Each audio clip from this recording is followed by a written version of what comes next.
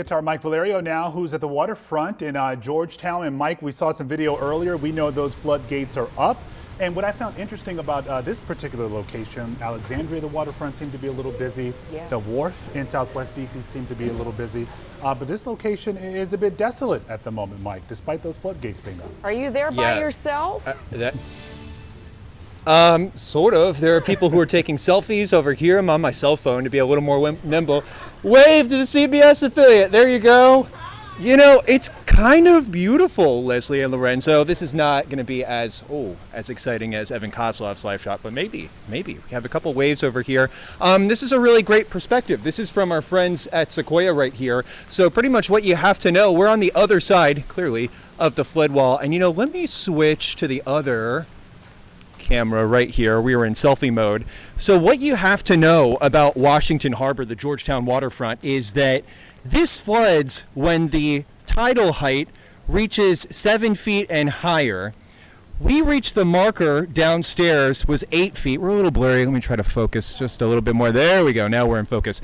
So this is just over 8 feet of flooding. And as Topper was mentioning, we're coming down from high tide right here, and we're going to experience another high tide 1 a.m. today. So this is what is protecting Sequoia, Tony and Joe's right below, Bangkok Joe's, and the rest of the promenade from being flooded. Leslie, we were talking about on the news at 11 last night about how they forgot essentially to put all these gates up, and that led to millions and millions of dollars in damage. Here's a fireboat going by with the Roslyn skyline in the background, and we're just going to walk over here, show you the flooding rather, as we see the eastern gates here. So this is looking down, dry, and then looking over the wall. So normally you would see the wooden boardwalk underwater until the early part of the weekend. So the pavers you can pretty much see, and then there's that staircase by Thompson Boat Center that can't zoom in. My screen isn't responding because it's a little rainy, so the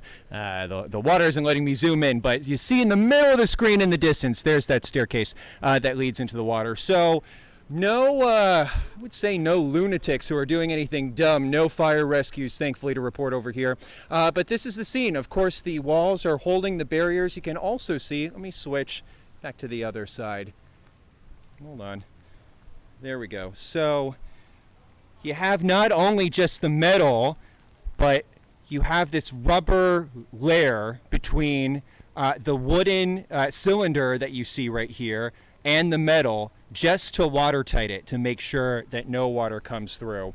So that's the latest that we see right here. Bottom line, the water's going to recede, and we'll check back in with you at 5:30. You know, Lorenzo and Leslie will send it back to you. What's so great about what we see here, and Mike, we talked about this for perspective. Several years ago, there was a major flood down there, and those barriers didn't go up quick enough. And those businesses along the Georgetown waterfront suffered mightily, and some residences as well. And so to see them doing what they're supposed to do, keeping that water at bay, this is actually a really good success story here on the Georgetown waterfront. So you may be alone, but at least the businesses will be able to open Never up alone. You guys are with me. I hear you in my earpiece. Never alone. But thank you. No, that is so sweet of you guys. So poetic. All right, Mike Valerio, Mike. thank you.